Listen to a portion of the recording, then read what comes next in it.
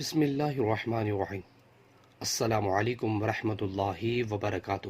لیلۃ القدر میں کرنے والے کام سورۃ الاخلاص ضرور پڑھے ہر طاق رات میں۔ نبی کریم صلی اللہ علیہ وسلم نے اپنے صحابہ سے فرمایا کہ کیا تم میں سے کسی کے لیے یہ ممکن نہیں کہ قرآن کا ایک تہی حصہ ایک رات میں پڑھا کرے؟